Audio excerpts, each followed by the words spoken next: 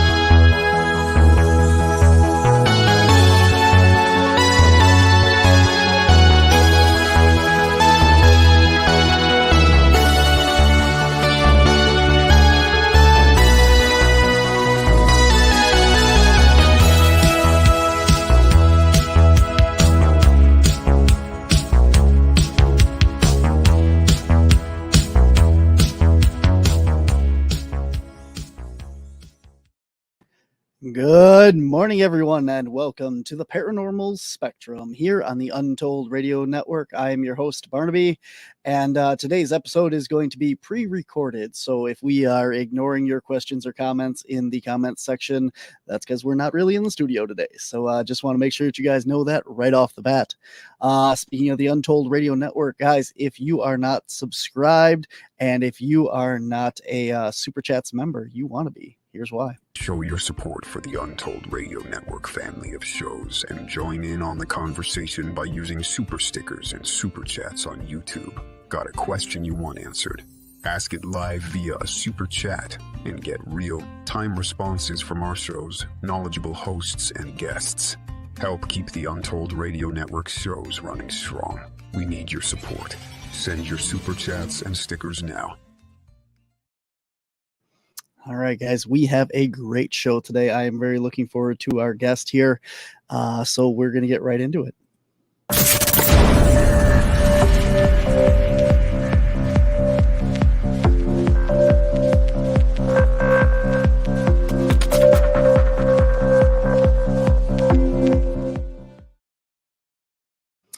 All right, guys, today my guest is Mark Bands. He is a holistic health care practitioner with over 30 years of experience. During his time, he has journeyed down new and unexpected paths, learning things he never would have predicted or imagined. He became a witness to the sabotage that his patients, his clients, and the world in general were experiencing by malevolent entities and energies, bringing him to an understanding of truth that he would never have believed had he not seen and experienced them firsthand. What he once thought was fiction became all too clear to him through countless encounters. He is the author of a new book, Demons Among Us, a practical guide to understanding, finding, and removing demons. In this book, Dr. Bands shares his knowledge, his experience, and his truth about negative entities and energies that have sabotaged the world through the history of mankind and that continue to impact our reality on a daily basis. He shares how to ascertain if one is being sabotaged and the ways to resolve and protect yourself from it. And now, ladies and gentlemen, please welcome to the show, Mark Bands. Welcome to the show, Mark. Thank you, Barnaby. Glad to be here. Oh, it's a pleasure, man. It is a pleasure. So you have a brand new book. Now it came out a couple months ago, but new a couple enough. of weeks ago. Yeah. Weeks ago, yeah. About 3 or 4 weeks ago. Yeah. Awesome. Very cool. For anybody interested, this is the book. And there's links to it in the show notes for anybody, obviously, if you're listening and watching. But tell us a little bit about the book and how you got into this. So the book and the whole subject matter is not something I ever foresaw or intended, not something I ever saw in my life path, not ever thought I would be a writer. I'm never considered myself a writer, never expected to be a writer. And the topic, demons, not something on my radar. And life just kind of took me there, and my path kind of took me there, and all of a sudden I'm an author, and this is a book that I've written. Essentially, it's a whole bunch of information and knowledge I've learned over time, and I felt the need as I'm getting older, and also as I look around and I see the world kind of being getting what seems sometimes to be worse and worse. I felt the need to really get this out to the world, and to educate people, because I think that people have no idea of the forces and energies and entities that are sometimes sabotaging them and affecting them. And I'm seeing this on individual levels, I'm seeing this on group levels, family levels, national levels, and worldwide levels. And I think those two things, one, me getting older and I won't be here forever. And I don't know that anybody has a very detail oriented, I guess you could say. And because of that, I've kind of methodologically, I guess is the word, kind of worked through my own process of how to do this. And it was time for me to put that on paper so others could attempt to do it themselves. And also, after someday when I'm no longer here, others can pick it up and maybe work with it as well. Mm-hmm. My hope is that eventually that this can become a broad enough subject knowledge that most people are at least aware of it, and then more cognizant of being sabotaged and how to maybe prevent that, so we can become better on an individual level, on a group level, on a nationwide level, and on a global level. And I'm not sure if that answered your question or not. Yeah, roundabout, yeah. Okay. So let's back up. Let's talk a little bit about, actually what I'd like to talk about, because you brought it up right away, is you talk about people being sabotaged. Correct. And this whole element of this. And I think that the best way to start this whole thing is let's talk about how to recognize that. Because in your book, you go into this whole thing of things that people may be experiencing or thoughts that they're having and stuff, and they don't realize that this, it could have a lot of different reasons for, mental illness or just, depression or stuff like that. But how can people recognize the signs of demonic? Well, it's very interesting. The people that I work with, including people who come to me for physical treatments, who originally normally never had this on their radar, once they've had any demons removed from them, and I do intentional work to try to prevent that from happening again, they start to get sensitive. They start to get a feel for when things don't feel right. I'm a chiropractor, so one of the common things I tell people is that, well, if you never get adjusted, then you never know what it feels like to need an adjustment. Mm-hmm. If you never brush your teeth, then you would never know when your teeth felt dirty and needed to be brushed. And so there's an awareness that comes with, oh my gosh, I feel more relaxed, I feel more at peace, or oh my gosh, I'm sleeping at night, or my relationship has calmed down, it's not quite so stressed. So there becomes an awareness. And so now I actually have patients and clients both who reach out to me, and they joke about it. One of them calls it her spidey sense. But they get an awareness of when things just don't feel right. That really looks different for different people. I have some people who have issues where they can't sleep at night. And I find that there are demons actually attached to their bed, because that's a place where we're vulnerable, we're out of it for several hours, we're unconscious. And so that's a place where a lot of people get affected. And I have people who have attachments to their bed who have problems falling asleep. They have problems waking up throughout the night. They have problems where they have nightmares. They have pains or emotional states associated with being in bed. And so for some people, it's when they have that kind of a situation where they're like, oh, okay, I know something's going on, because when I get them removed, all of a sudden I'm sleeping like a baby all night long. Other people, it can be, one woman tells me that when her husband starts to get an overinflated ego and just doesn't seem himself, that's when she knows he's got attachments going on. I've had people where they have numerous car accidents, just boom, boom, boom, boom, just bad things happening. And they're like, what's going on? I don't understand this. And oftentimes I can find demons attached to somebody's car and get rid of them, and all of a sudden things are better. So, and interestingly enough, because I work with people in the physical realm as well, I've had things immediately be gone physically. Yeah, it's very, very interesting how that all works out. So it's kind of hard to define exactly all the different ways people get affected, because there's so many ways. But people get affected mentally, emotionally, physically, energetically, in relationships. There's so many things. For my own self, I don't really get attachments that much anymore. But when I did, stupid things happening, kept dropping things and breaking, walking into walls accidentally, stupid little accidents, or I start getting kind of irritable and kind of like edgy, and I don't know why. And so obviously, there's lots of human causes for a lot of that, including physical illnesses as well. But sometimes there's just something extra in there that's going on that we don't always realize. And so part of it is the awareness of, should this be happening? Is this normal for me, or does something feel off? And one of the first questions, especially for people who are sensitive and empathic, is, okay, is this me or is this not me? And if it's not me, then what is it? Am I picking up on another person's emotions? Am I picking up on a family member somewhere? Or am I picking up on some energy or entity around me that is not me? Kind of just discernment of what is me versus not me, if that makes sense. Mm-hmm. And you touched on a little bit there that sometimes, these things cannot always be demonic. Sometimes you're picking up, like you said, on other spirits around you. Correct. So just because you're having these emotional changes or feelings or something, it could be a spirit or another entity as well. Absolutely. So before I even became aware of demons, the reason how I kind of got into the whole subject matter of other entities or energies was because I do emotional energetic work with people. I've got many hats. I've got demon removal, soul passer over. I do emotional energetic work with people all over the world. I do physical work in person. That's very intuitive.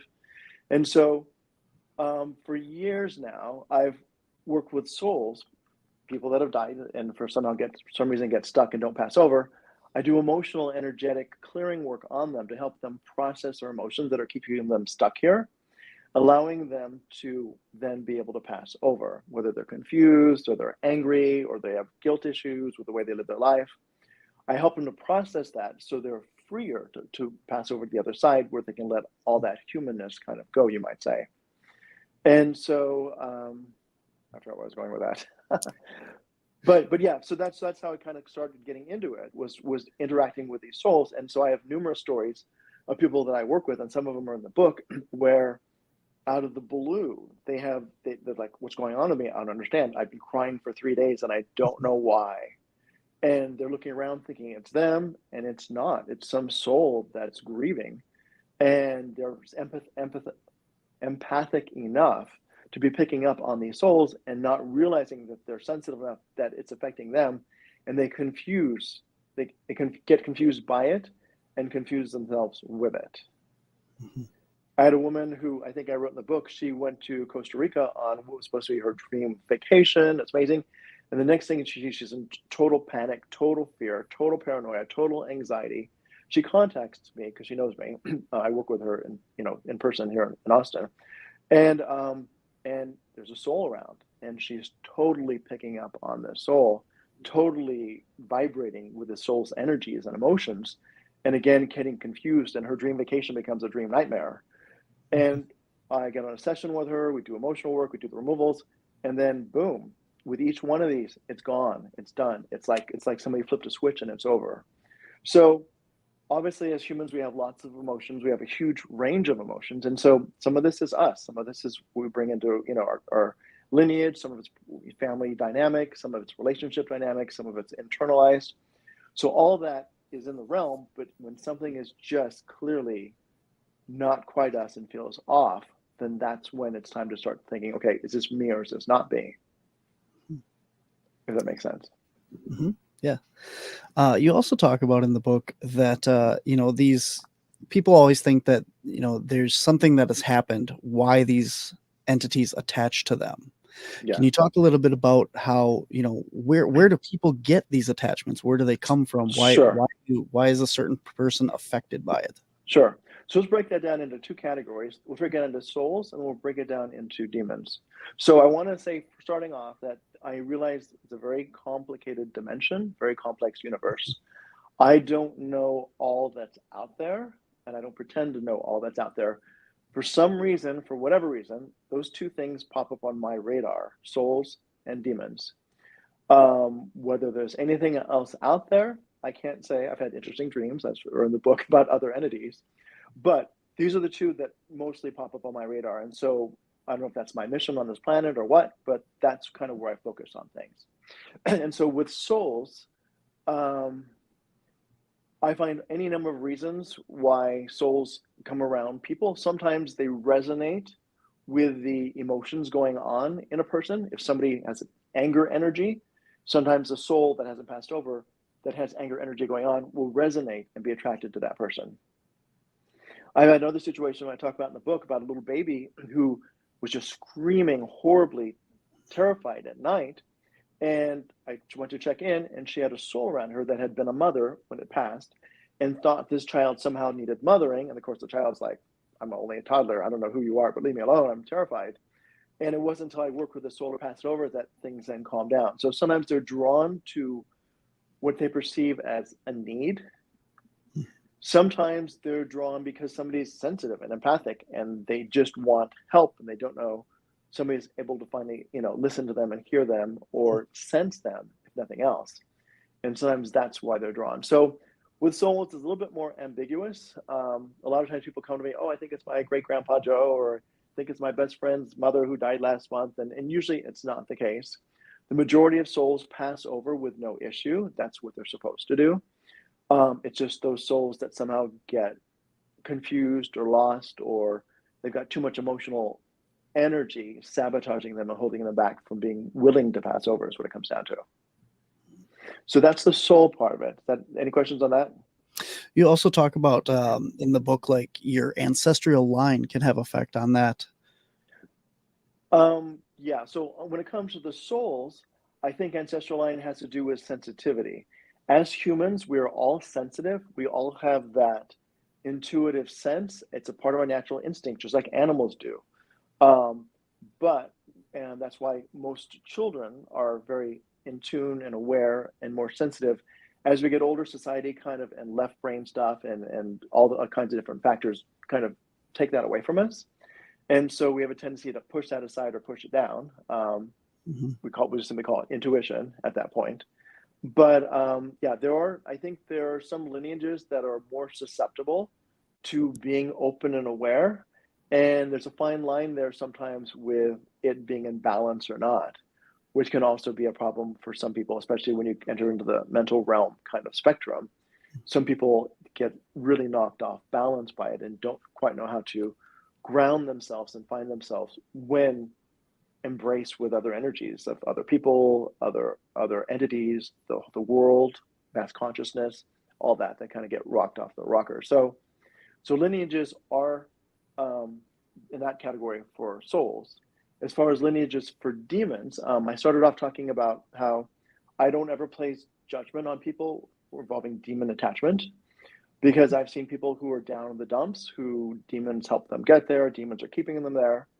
I also see people who are what people would say God-fearing people or good people, however you want to put it, that are trying to elevate and be better for themselves and for others, and even sometimes here to help mankind in general, who also are being sabotaged because demons are trying to keep them down as well.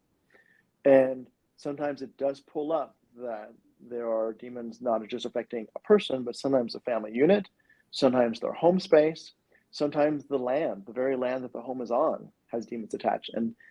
And sometimes it has to do with lineage, up and down mom's lineage or dad's lineage, leading into a susceptibility to attachment because of something that happened somewhere along the way. And so part of that is trying to get them removed, and also, if necessary, try to find the source. If I do a scan on somebody and say the person's got 3 demons, their house has 8, but their land underneath the house has what I call quantity unknown, which means more than 12, too many to count. Typically, that usually tells me that the land is the source, and that's somehow feeding into the others, because the person with 3, or however many they have, I doubt they fit into the quantity unknown, probably the other way around. And so sometimes it helps me to kind of narrow down where it might be coming from, but at the end of the day, it doesn't always matter. I just need to get rid of what's there and cleanse it and clear it, and then try to stop it from happening again. Interesting. I lost my train of thought. Sorry. No, Talking too much. No. I try and hold my next question in my head, okay. And I started listening to you there, and I lost my my question there. Sure. I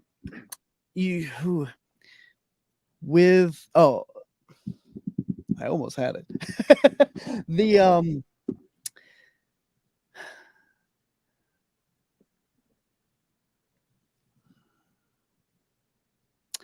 Well, let's go down this route. So you talk about like these demons. Oh, well, this is what I was going to ask you.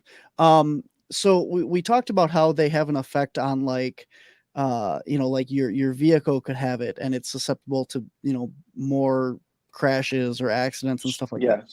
Yeah. So when you're looking at these demonic cases and that, how often do you see things like people always come to us and our team and stuff and say, well, these pictures are flying off the walls, and the poltergeist kind of activity and stuff.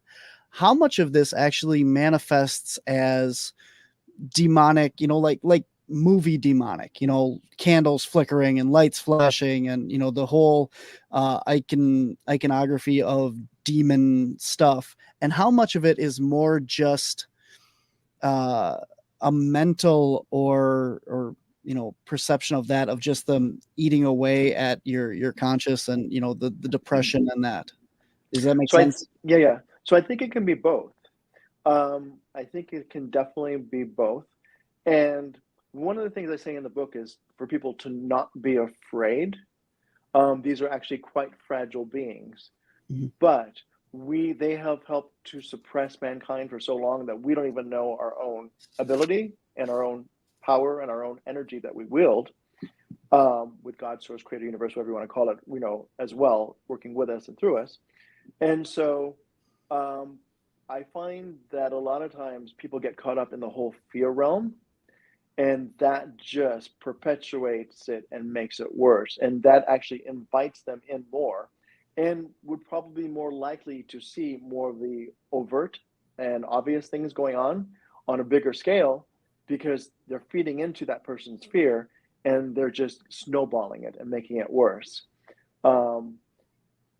In some ways, I actually prefer that, because it's obvious if somebody can recognize what's going on, as opposed to the more subtle stuff where people are feeling off, they're having issues, and they don't really know what's them versus not them, and they're not realizing they're being sabotaged, and they are. Does that make sense? Mm-hmm. Yeah. And one of the first things that I realized when I realized demons existed, which I never did for at least half of my life, was that I had demons around me my entire lifetime, sabotaging me to try to keep me down and keep me immobilized in some, less than I could be on some of another, not just directly, but also through others around me, particularly childhood, etc., to help keep me down and keep me from being empowered and being able to rise up to be more and do more. Interesting. So these things, from your experience, what do you think that, you know, their purpose is? You know, we hear like the like energy vampires and, you know, the lower vibrational energy and stuff. What is their purpose? What are they doing? Yeah. So as I say in the book, I don't have a lot of hard knowledge on them. Unfortunately, I can do, but it didn't come with a manual. So everything I've learned, I had to learn through experience, and also asking what I call my information, which is, you know, kind of like whatever you want to call it, God, energy, higher source, spirit, you know, higher self, whatever you want to call it. I don't know, but tapping into, you know, my higher information. The only thing I can figure out at this point is they are other dimensional entities or energies that for whatever reason are here. And ultimately they want this dimension for themselves. And so therefore one of their goals is to try to sabotage us with ourselves, sabotage us with each other, ultimately sabotage mankind with each other. And ultimately, I think they would like to see the overall destruction of mankind. And sometimes I look around in the world, I'm just like, okay, they're not doing too bad of a job of trying to get there, because this place is a mess. And one of the things I mentioned in the book is, you know, while mankind has evolved technologically, medically, science, we've evolved in so many different ways. The base level and nature of mankind, as I say, is still in the toilet.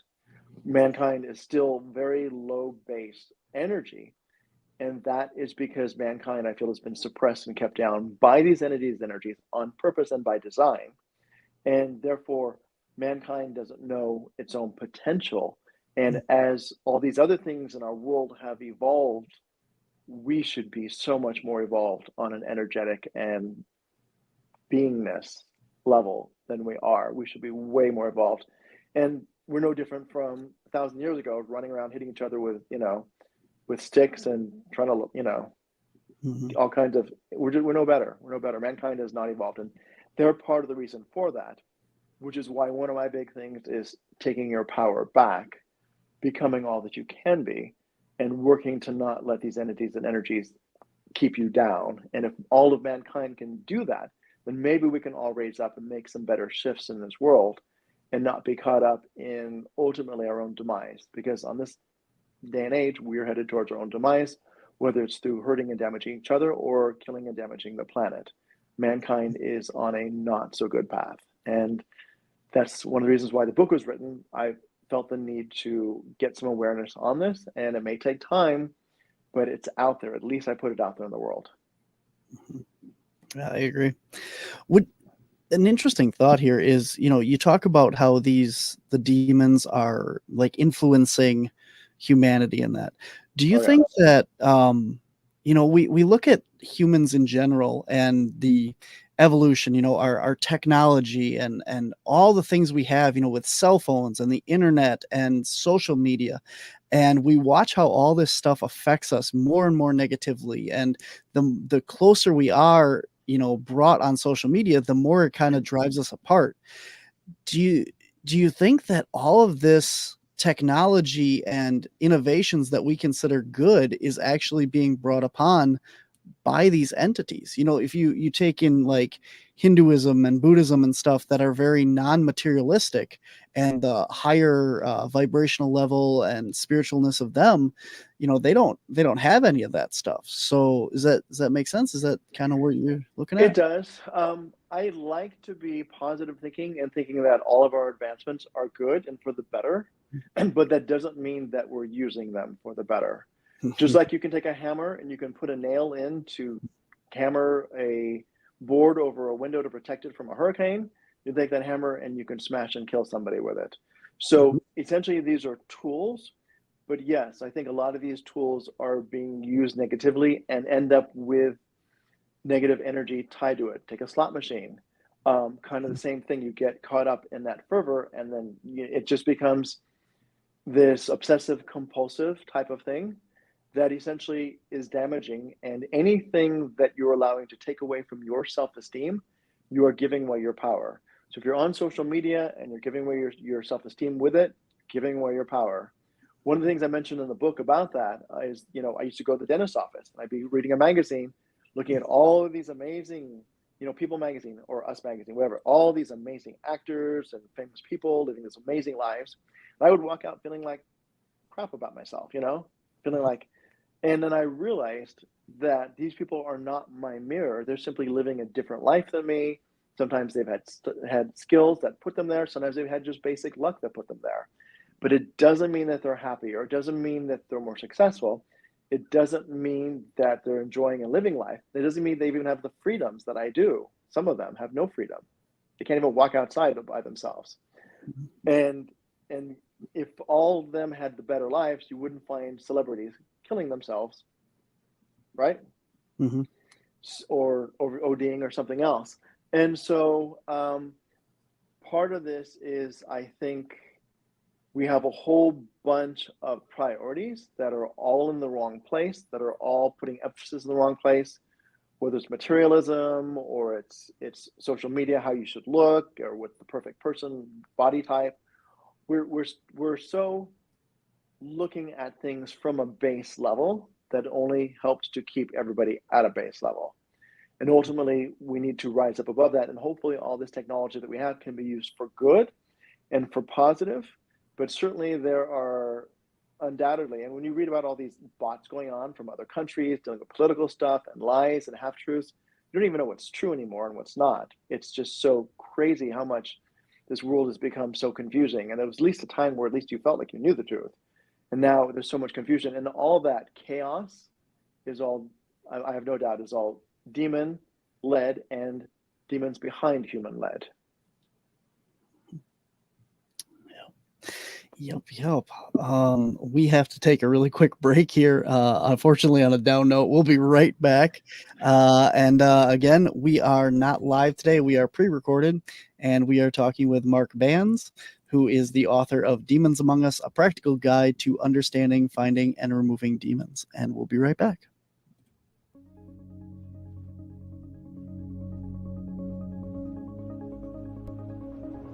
Are you interested in the paranormal, ghosts, spirits, and the metaphysical? How about Mothman, Bigfoot, and other cryptids? What about UFOs, UAPs, and other anomalous phenomenon? Then you need to check out Cryptids, Anomalies, and the Paranormal Society. We have all that and more. Watch our series, Caps Road Trip, where we travel across the U.S. in search of these phenomena and bring you not only the history of these locations, events, and encounters, but evidence that we capture along the way. Alongside our team of researchers and investigators, you never know who will be joining in on the investigations. Are you interested in Bigfoot in Upper Michigan? Check out Finding Heighten, a series documenting the Sasquatch activity on a very special 80-acre property just outside of Menominee that has been a hotspot since 2012. Are you looking for something to listen to on your morning commute, road trip, or just hanging out? Head on over to our YouTube and check out one of our several podcasts hosted by members of the CAPS team. Topics and shows spanning everything from paranormal, UFOs, metaphysical, cryptids, and more. And if you're into spooky, check out our mini-series, Spirits of Menominee, which documents the paranormal activity of downtown Menominee, Michigan, or Spirits of Macville, where we investigate one very active location. Head on over to YouTube and hit that subscribe button, and you won't miss a minute.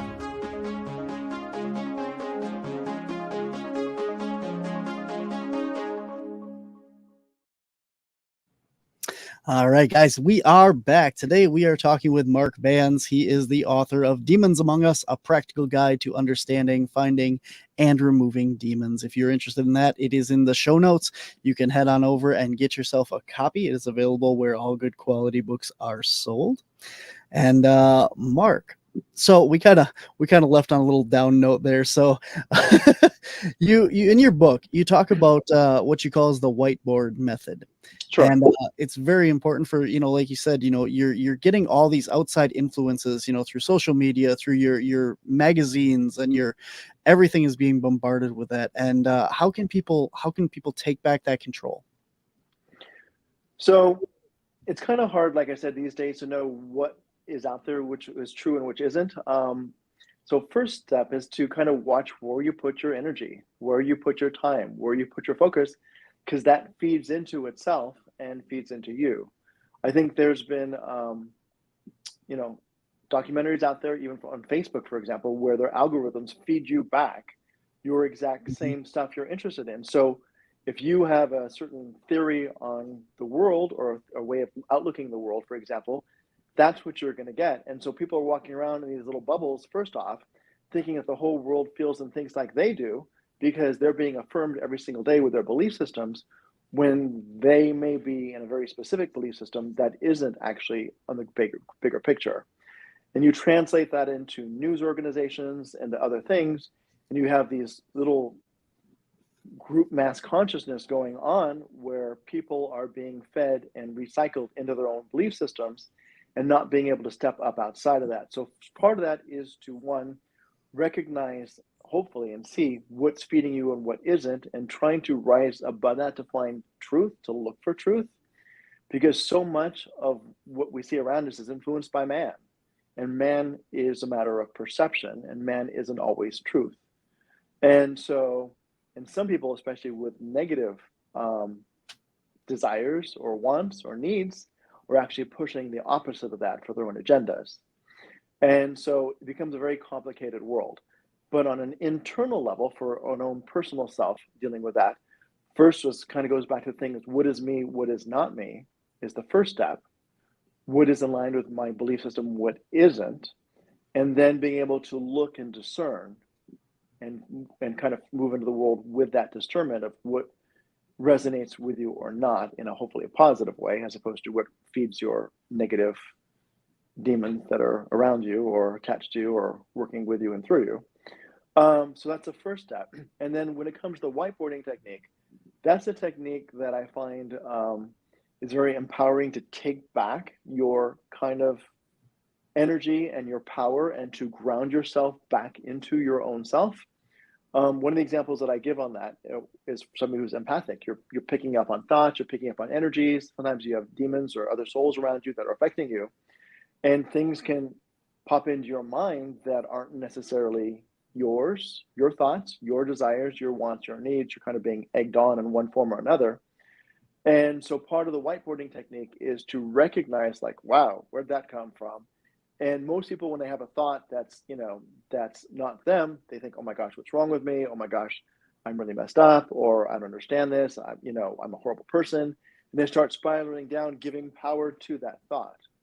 So the whiteboarding technique is a way to take your power back. Essentially, it's as simple as imagining whatever that is like a whiteboard and erasing it and putting down your truths to counteract that. And with doing that, you're taking your power back. You're asserting your own conscious self with your own conscious beliefs around it. And it helps to kind of pop that bubble of whatever's going on and not let you, kind of derail down based on it, but rise up against it. Most people, when they have something that they're fighting with or having an issue with that doesn't feel like them or is kind of a shock to them, will want to push it away. They'll want to deny it. They'll fight with it. And that doesn't really solve the problem. That just kind of perpetuates more angst and more kind of back and forth, kind of merry-go-rounding. So just erasing whatever that thought is, putting positive thoughts back, and kind of re-owning your own self with who you are. That make sense? Mm-hmm. I can give you an example of that. It's in the book. So this is kind of a real basic example.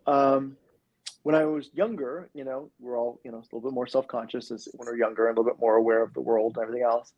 If I was walking along and would stumble on an uneven gap in the ground on a path, for example, I would go, oh my gosh, that's really stupid. Oh my gosh, everybody's looking at you. What a stupid thing to do. You're such an idiot. Oh my gosh, and looking around thinking all this stuff. And then finally one day it hit me. I thought, well, wait a minute. That popped into my head and I erased it. I said, no, that's not true. One, uneven sidewalks are everywhere. Two, people stumble on them all the time because we're not always paying attention to what's down below underneath our feet. Three, Nobody really cares. Nobody's really looking. 4, everybody does it. It's not a big deal. And 5, you know, nobody cares. Nobody's looking. Nobody's judging you. It's all in your own head, and it doesn't matter. Let it go. And so by putting that down, it erases all that, takes your power back, takes all that shame away, all that guilt away, all that self-loathing, all that low self-esteem away, and embraces that power. And then eventually, over time, when you do that enough, you train your mind or whatever it might be influencing to not allow that to go there, to not be there, because you've reclaimed your own power with it and reinstated your own self over it.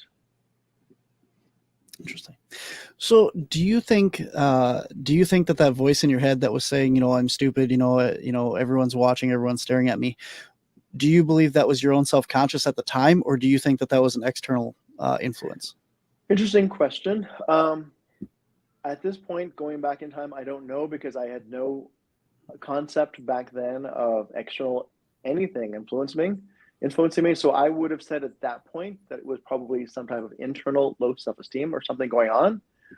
But again, these negative entities and energies will take those very flaws and perpetuate them and utilize them and make them worse. So it could have very well been my own self-consciousness plus external energy jumping in to feed into and to make that worse and sabotage it. Mm-hmm. Kind of like Correct. You think, oh, that was kind of dumb. And it goes, yeah, it was really dumb. You're a terrible person. Everyone's laughing at you. And it just kind of exactly builds it up more and more and more. And And mm-hmm. So then you get caught up in this loop you can't get out of, and it just makes things worse. So you're not healing. You're not going anywhere positive. You're just continuing to spiral down. And so that's the first step, is stepping up for your own self, stepping up, like with those magazines I was reading, mm-hmm. These people, aren't any better, blah, blah, blah, blah, blah, blah. And they're just having, and they're not necessarily happier, So all these other things, and that's a way of just reclaiming your own self and taking away any external influence, if it's there, their ability to get in and get you with that. That's like the adage, you cannot judge a fish by its ability to climb a tree. Right. Yeah. So you have this monkey that scurries up the tree and, does whatever it wants. And the fish is sitting there watching it and going, oh man, I'm not as good as that monkey. But on the reverse side, you're reading all these magazines going, oh man, these celebrities, they're so beautiful. They're so good at TV and they have all this money and stuff. And you're not taking into effect all the things that you are good at that these other people are not good at, and you have to take all that into consideration. And not to take away from anybody who's really good at playing basketball, but take somebody who's working in some inner city, school, helping these children and their lives to transform, to rise up from their humble beginnings, to overcome obstacles and all this other stuff, to become more. I mean, what makes them any less valuable? But yet you got somebody who's getting paid millions and millions of dollars to play a game. You got somebody else who's doing the hard work with, counseling rape victims or whatever's going on that they do in their lifetime. And they're getting, basically enough to live on. And again, that's how our society seems to be built. But a lot of our priorities are, again, not necessarily in the right place. Our priorities are on instant gratification. And these days, unfortunately, it's also into entertainment. And those are all distractions that keep us from looking above and within and growing and becoming. Not to say I don't enjoy, I'm watching Game of Thrones and, House of Dragons every week. So I certainly play a part in all of that. I'm on Facebook and all that stuff, but there's a balance there. There's a balance where taking a break for some, temporary, relaxation from life and checking in with things is different from all these other things get built up on it, where you have, teenagers killing themselves because of social media experiences and all this other stuff, or hating themselves. And it's just become such a negative tool. And you've got all these fake accounts from other, countries that are trying to pollute our politics and everything else. And people are taking all this as real. And it's just, as I said in the book, any place where there's chaos and confusion and all this other stuff, there are demons involved, because that should not be our natural state. That should not be the resting natural state of mankind. And so many people are walking around in this world, their nervous systems are all fired up because life is a survival game, and every day is about survival, and it really shouldn't be. Yeah, you're absolutely right. I mean, like, all of our systems are in survival mode all the time. I mean, when you look at, what's going on around us and everything, your whole body is just constantly in that heightened state of what's going to happen next, what's going to happen next. And you're being fed it in your TV, you're being fed it on social media, and there's always some next tragedy, another bombing, another war, another something that's coming, and you're constantly on edge. And it's destroying us because we're operating on these terrible frequencies of absorbing all that into us instead of letting it go. It's the same thing. If you're looking at that celebrity has all this money, oh, he's so good at basketball, wow, I wish I was him. At the same way that you let that go, you have to let all this other stuff go and say, hey, that's not my problem. The world is a terrible place, and I can't do nothing to stop that. This is what I can do, and this is where I need to be. And then it starts with your own self. What can I do to clean up my own self, clean up my own energy, clean up my own life, to heal, and to help myself to rise above, so I can then be stronger to help others around me rise above as well, and encourage others around me to rise above. Correct. Absolutely. So for me, the book, one of the main things about the book is, how do we get individuals to work to rise up with sabotage them directly, and then maybe even their immediate family. And in the book, I caution people against going bigger, because I've gone bigger, and you go bigger, and some people would say then you're more open to spiritual warfare, which is, could potentially be very well true. So I don't say everybody needs to go big like I have. I work with people all over the world for removals and emotional work and etc. But at least with your own person. And I have people who've told me, well, gosh, I don't even want to work on my own self because then I'll start a war. I'm like, well, I'd rather stand up and fight for my own self than to give in and just be subjected to sabotage after sabotage after sabotage, because I'm afraid to stand up for myself. So I think that's a battle worth winning. I think it's a battle worth fighting. And I think we all need to stand up and raise up into our own power, because mankind doesn't even know how powerful he can be. He can do all these amazing things with externally, with outside of himself. He can go to the moon. We have little watches that can, talk to people in another country, halfway across the world. We have so many things that we do outside of ourselves. We've neglected what's within ourselves. Absolutely. And I, like you said, in the book, you warn, in the next chapter, we're going to get into this stuff. And, if you're not prepared for that, if this isn't something that you want to do, skip this chapter, or go on, Right. And if you are prepared, we need you and stuff. And I think on that note, like, a lot of people are obviously wondering, well, what can I do? How can I do all this stuff? And I think that the best way to do that, without saying, like, go buy the book, is to say, go buy the book, because it goes into a lot of detail of how to do it that we're not going to be able to cover in this hour-long podcast. Yeah. And to safely do it and do it properly, I don't want to get into, what your methodology is and how you do it and stuff like that, because it is covered in the book, and it's covered pretty plainly so that you can understand it. But just for anyone listening, I want to make that clear that, it's not that we're trying to force you to go buy the book. It's just, it's something that you shouldn't cover in an hour-long podcast, but it into the book. And not everybody maybe is prepared to do the removals or even scan for them. But I think everything else except for those chapters is awareness, I think, is necessary to see what's going on in the world. Because if you can't take care of it, then maybe there's somebody else in the world around you who can.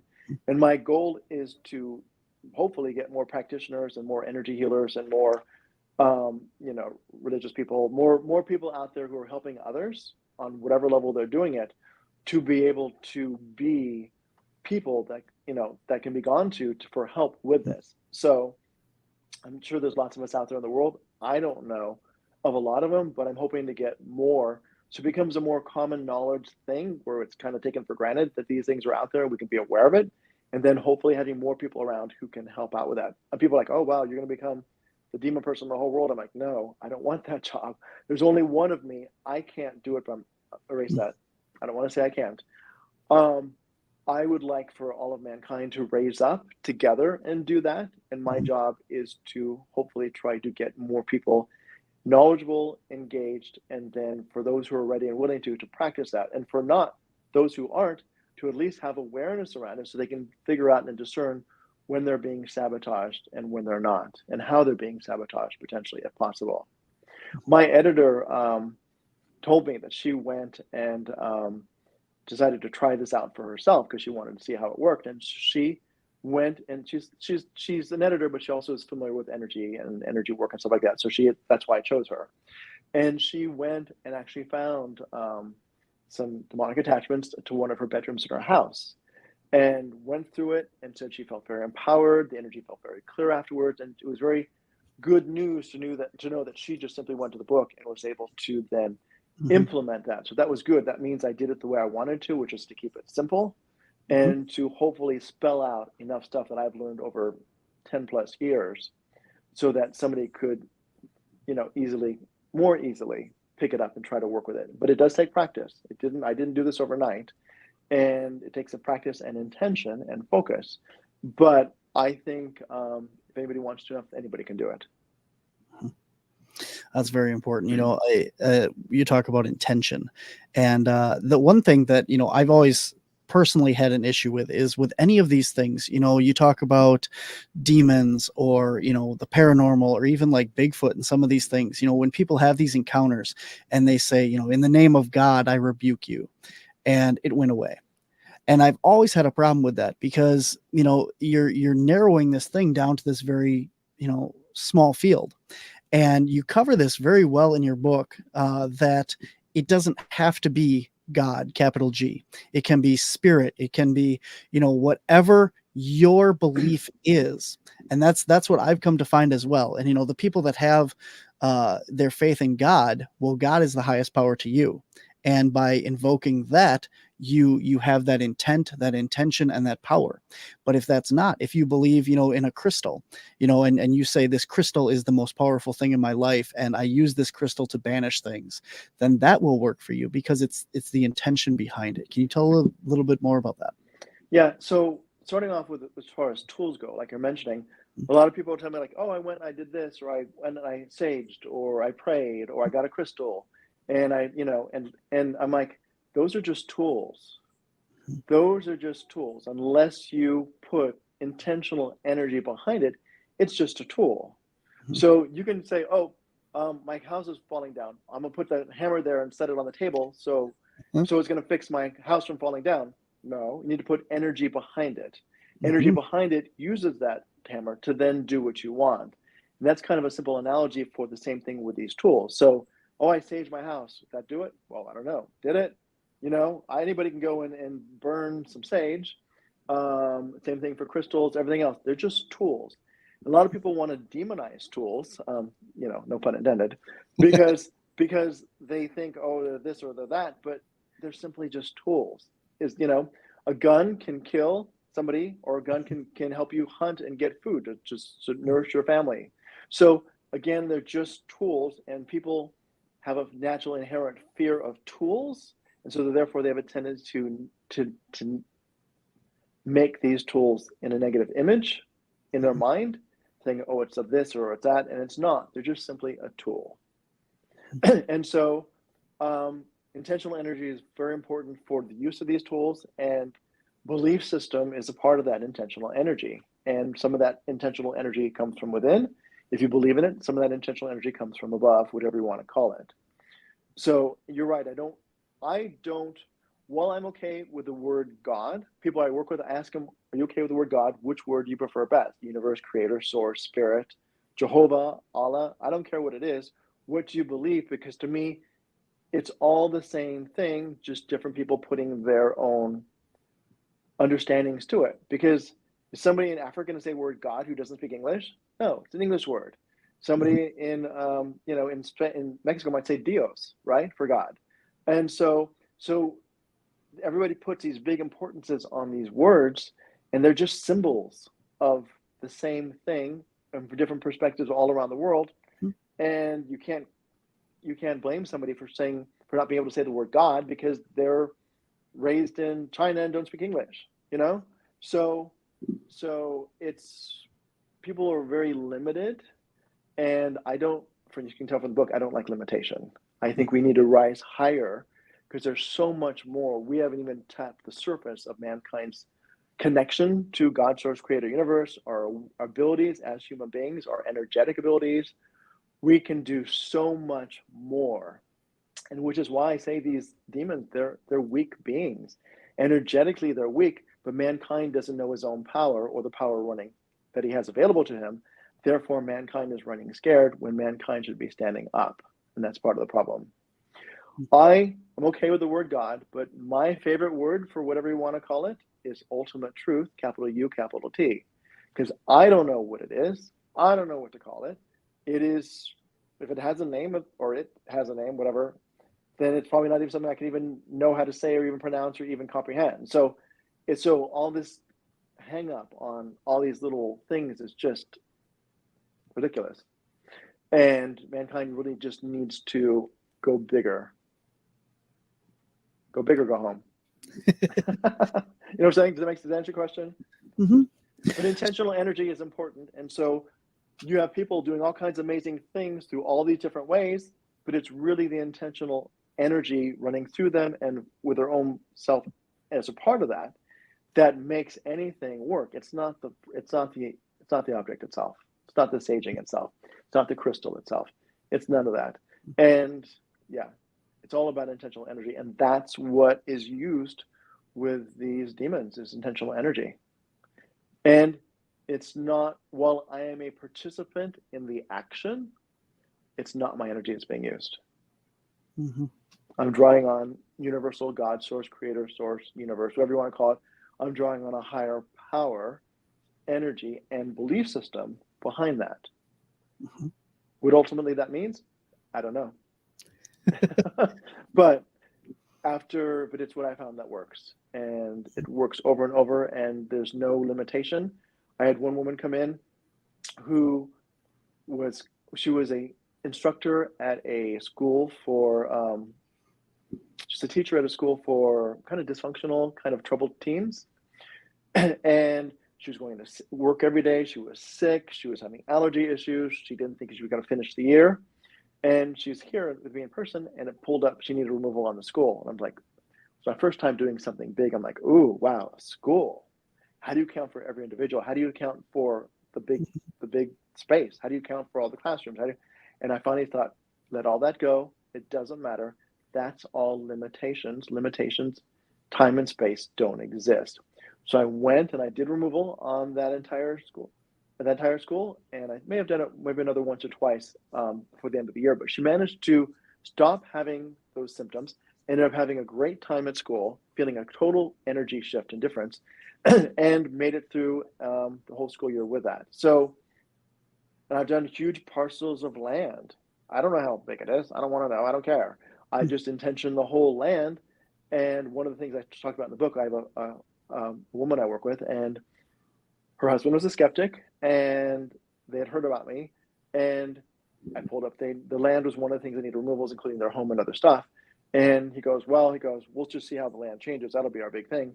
And the next day he's driving out to work, and he stops halfway through the land, calls her up and says, oh my gosh, I can't believe it. There's birds, there's animals. It would seem like barren land before. And all of a sudden there's all this wildlife and activity going on. And so again, limitation, we're so able to do so much more. And the only that limits us is ourselves and demons making us think that we're limited. Mankind has so much more potential. If you want to go to the Bible, like, Christianity would say, Jesus Christ said, you will do many more things than this. You'll do even more, and so much more than this, essentially is what he said. I look around. Do I see anybody doing more than him or even the same? No, if that's the case. And again, mankind has been kept down, and we have the potential to all rise up and become more, individually and collectively. Yeah. So we've dealt with a couple cases personally here, and it's really interesting because people always think, okay, well, we have a person on our team, such as yourself, that comes in and she can get rid of the energy and clear it and stuff like that. And people think, okay, so now that we've removed this entity, now I'm all good and it's not going to come back. And unfortunately, we both know that that's not the case. So can you talk a little bit about more? I mean, we talked about the whiteboarding and stuff like that, but Sure. what can people do after they've potentially had a clearing, and reached out to somebody like yourself or anything that's a Yeah. practitioner? What can they do to help raise their vibration, keep it raised, and help keep these things away? So before I get into that, let me just say that there are people I work with where I do removal and they don't ever seem to have a problem again. Mhm. People that I work with where they have occasional attachments. Some people have frequent attachments, and some people seem to be bombarded. So all those cases are different. Mhm. As I said in the book, one of the main things that I find is an issue is their energy field and or emotional self, however you want to describe that. Some part of their being has some type of a weakness associated with it that allows for them to be influenced and sabotaged and have attachments. So, and it's kind of like COVID. You have one person in a family gets COVID, sleeping next to somebody else who doesn't, and the person who doesn't never gets it. So there's some type of a something that makes some people more susceptible than others. Again, not putting judgment on that. Sometimes it's because somebody's more sensitive. Sometimes it's because there's all kinds of different reasons. So there's no judgment on that. It's just sometimes some people are more susceptible. And so I have people come to me after they paid thousands of dollars, on amulets. They've had people praying in other countries, people doing energy work, all these promises, and nothing seems to work for them. There is one thing that I found to work, and nobody else I know so far on the planet, as far as I know, knows this, because it just one day, after years and years of asking, how can I stop this? How can I stop this? People asking me, I'm like, I don't know. I don't know of anybody or anything on the planet that can stop this. They're like, well, I pray every day. I pray every day. Doesn't do anything. I'm like, well, yeah. And so I do this, I do that. Doesn't do anything. I'm like, yeah. So what I do is, and this dropped into my head one day, it just boom, I do intentional work to help build up somebody's energy field to be more protective against demons. And I use a tool with that. I use a laser. It's a $2,000 laser. It runs through my finger. And for me, the laser is simply a tool laser is focused energy. The intentional work that I do is focused energy. And I use them together to imbue focused energy into this person of an enhanced energy field. The best way I can explain the intentional work is the way I explained it to a 15-year-old whose mom brought him in to see me. I told him, I said, your energy field is like a plastic bubble that's all around you, and you're within this energy field. I said, the intentional work is like me taking a hose, clicking it into your bubble, and infusing it with all this intentional energy so your energy bubble expands fully. You're then immersed within this energy field, able to develop and grow within that energy. And that's kind of the same thing, but the infused energy is anti-demon protection that seems to fix things. I have a little kid, I think he was like 8 or 9. I haven't seen him in a couple of years. I've never heard from him since, because he's doing great. But he was having nonstop attachments and nonstop demonic issues. And his mom was here in person, seeing me in person, and I've never even met him, but we did work with her and through her to work on him from a distance energetically. I can do it with somebody else, or I can do it completely remotely. And I haven't had a single issue with him since. He's been perfectly fine. Some people still end up having issues, and that simply means that they have a deeper level weakness that surfaced, usually a foundational level, mom's lineage, dad's lineage, genetic, soul level, past lifetime, if you believe in it. Something old and foundational, that weakness that surfaced, and I simply do removal, reset that, and then they're good again. So I think we come into this world with, some of us, with foundational weaknesses that make us more prone than others to those attachments, because some people just don't ever seem to have attachment issues. They just don't. And that's why I think a lot of people don't really understand it, because they don't always get it, because they don't have those issues. Did that answer your question? Mm-hmm. I think I would be remiss if I didn't ask you the one question that I know would come up in the comments. Okay, sure. So you've never done like paranormal investigations or gone out in search of these things, right? Like it's all been from more or less like a medical standpoint of in office and So personal so experience. so people a lot of times, I do removals all over the world. I do, buildings, homes, people, things like that. And people are like, well, don't you need to be here? I'm like, no. And they're like, don't you know, this is my home. Do you know the address or see a picture of it? No.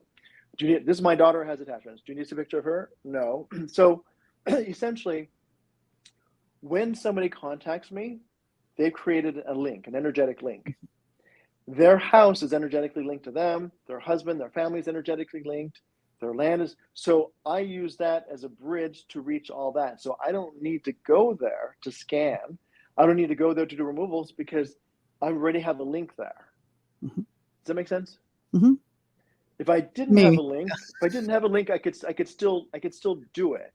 Mm-hmm. Because it doesn't matter. There's no limitations. But when I'm working with somebody directly, they are the link that allows me to connect up with everything else more easily. Very good. Make sense? Mm-hmm. Kind of. Yeah. Well, I see, like I've done this and not this, but I've done this. I've worked with, we work with Ellie Weisensell here in Wisconsin and stuff. And she's amazing with what she does. And so I'm very familiar with how she works, which I told you off air is very similar to what's written in your book and everything like that. Yeah. So I understand it. I haven't found the need to go anywhere personally. And I don't think I would want to spend time. I'm busy enough as it is. I don't think I have the time to go traveling everywhere, all over the world, potentially to help deal with things when it isn't necessary, because time and space, there's no limitation. So I'm only limited in my ability as much as I think there's a limitation. If I think that 10,000 miles away, for example, or however many miles, I don't know how many miles, is too far, then it's too far. But I don't. Anywhere on this planet is possible, because I do emotional work with people every day. And I do reading them emotionally as if they're right next to me, and they're not. They're on the other end of a phone or the end of a Skype or FaceTime. So there's no difference at all. And so I don't need the physical presence to do what I do, because that's mankind thinking mankind needs to. I think that's a very important point. And I don't need to. So yeah. Yeah, we get that a lot. Like, well, don't you have to come here? And we're like, nope. And people, for whatever reason, don't like that. They're like, well, no, like it needs to be an in-person thing and all that stuff. And they don't like it because they don't understand it. They don't understand how it can happen, how it could work, because they don't understand energy or intentional work or anything that is outside of their bubble of day-to-day awareness. And for those of us who spend our time in those areas, it's just as normal to me as if for somebody else it's abnormal. So abnormal. So absolutely. Yeah. So the question, and I apologize, that's obviously going to be in the comments section if this was live, is what is the worst or scariest encounter that you've had? Like you talked about the school being so big and stuff. What was the most traumatic or So it's not very common that I get caught off guard. First off, if I get caught off guard, then I can get a chill up my spine for a minute, and all of a sudden I go into all of a sudden I boom, and I clamp down because I know better. But if I'm caught off guard, then I can have a momentary panic like anybody else would, but it's only for a split second. And that happened the first time I ever tapped into a demon. Years ago, as I immediately had that weird and all of a sudden fear, but my first thought was, do I have power over this authority? And I said yes, and so I stopped my fear. But I've had some interesting situations. I was in here in my office working on a woman once, and I was doing some energy work on her, and she reached up and tried to grab my throat and tried to choke me. So that was interesting. And then she stood up and threw her cane down. That's a good word. She needed a cane to walk, and she threw her cane down and started dancing around without her cane. And so I've seen some pretty weird stuff. And she had a partner here who was watching, and her partner's just like, oh my gosh, who are you? What's going on? I don't understand any of this. And so I've had some pretty weird experiences, but fortunately, I haven't, because I don't go in person to a lot of places, and maybe I haven't had as weird as I maybe could be. But I would like to think that if I had a momentary panic, like as all humans might, that immediately it clamps down, and I would call it my warrior self kind of takes over, and I kick in, because ultimately, yeah, I'm a warrior at heart. And these beings don't have they only have as much control as you give them. And if I give out fear or weakness or anything else, then they've won. And so I kick into my supercharged mode. But yeah, that was probably one of the strangest things. The other strange thing was years ago, before I even knew about demons, was when I woke up in the middle of the night and I had a cell phone go flying across the room, and I had shivers up my spine, and I didn't understand it at the time, but in retrospect, I believe now it was demons. And so I've had some pretty weird stuff, but in the whole overall of my life, I've had a lot of weird stuff anyways. I've not had the most normal life, in which probably why I'm doing what I'm doing and understand the things I understand. But yeah, it's been an interesting journey, and hoping to not ever have something that totally freaks me out. But we'll see. So far, I handle it pretty well. Good. That's very good. I mean, like, absolutely, you talk about your whole, how you got into this and stuff in the book, and the whole history and learning and stuff, where you came from, and that, and I thought that was really interesting as well. But then, you're absolutely right. If you have that more than a momentary lapse of, like, oh gosh, what is this? You've already lost. And Yeah. that's where everyone kind of panics and stuff, and they have to stay strong. So, and that's one of the things in the book I talk about, is people have a tendency to give their power away and get on the merry-go-round of fear and paranoia and belief systems, and they create a story around it, and they believe the story. And those are some of the hardest people to work with, because I can't get them off their merry-go-round. I can't get them out of their own obsessions. I can't get them out of their own fear. I can't get them empowered. And they just feed into it. And so the demons are gone. They're like, are you there? Are you there? Are you there? And of course, demons get ready to pop in. Oh, here I am.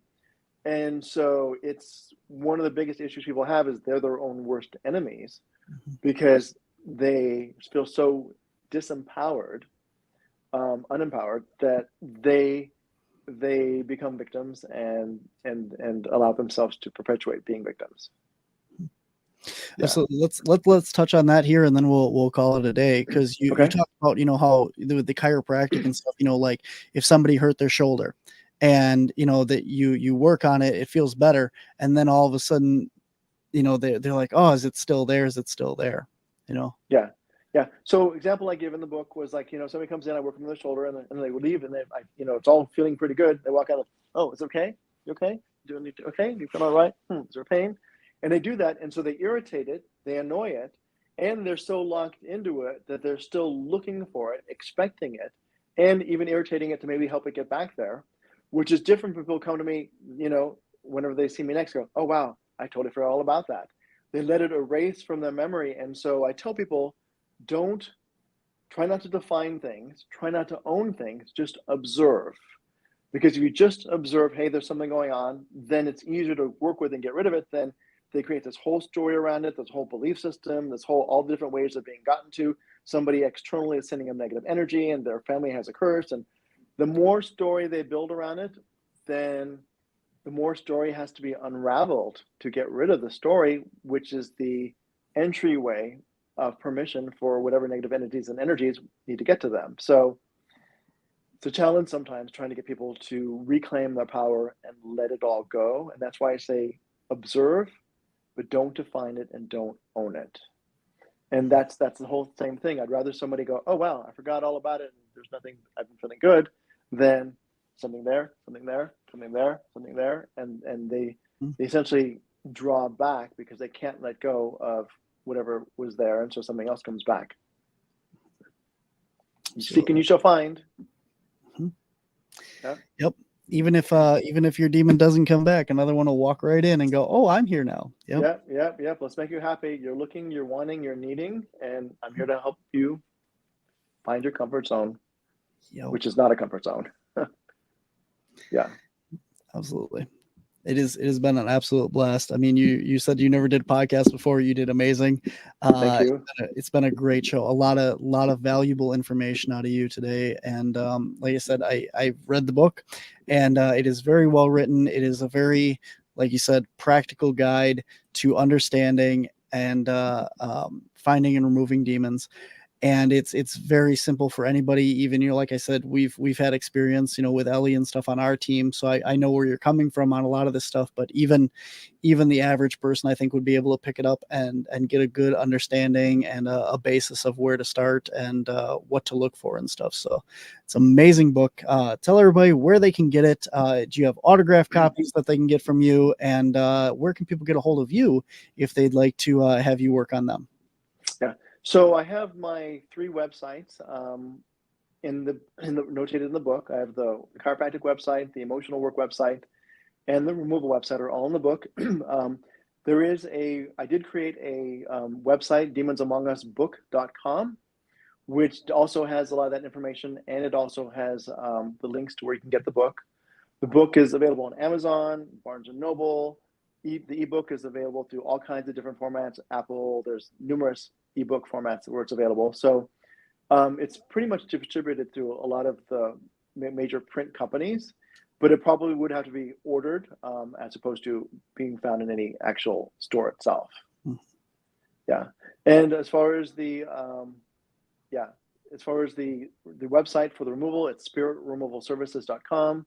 The emotional work I do with people, emotionalenergetic-healing.com, where I intuitively help people dive in and find old stored emotions.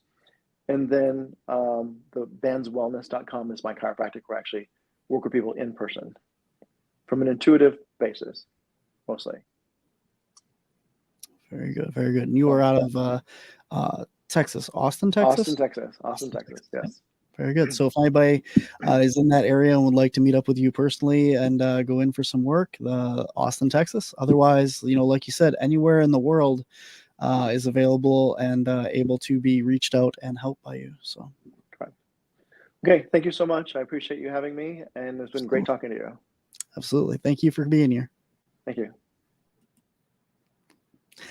All right, guys, that is our show for this week. Coming up on next week here on Monday, we have Monsters on the Edge. If you're interested in all things not paranormal, Bigfoot and beyond and such, Linda Eastburn is going to be my guest on Monday, and she's going to be talking all things paranormal and Bigfoot and all kinds of wealth of knowledge and all kinds of Fortean topics. So it's going to be a great show. And then coming up here next week on the Paranormal Spectrum, we have Jerry Nelson, who is from the Minnesota director of MUFON, is going to be joining us here on the show. So that is coming up here next week on the Paranormal Spectrum. And so until next time, guys, remember, we are all part of the Paranormal Spectrum. And I'll see you later, guys. Take care. You seem to know